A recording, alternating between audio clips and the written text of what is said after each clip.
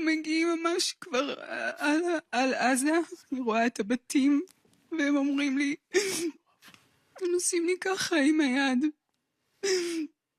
מורידים את אשל, והם פשוט הולכים לכיוון עזה, ואני נשארת עם שני הילדים, ואני מבינה שעכשיו אנחנו משוחררים.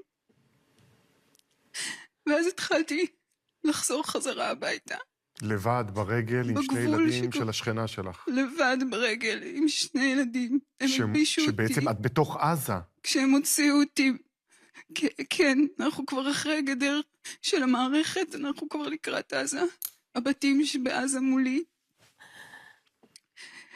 כשהם הוציאו אותי מהממ"ד, הם הלבישו אותי ב3 חצאיות כדי שאני אהיה צנועה.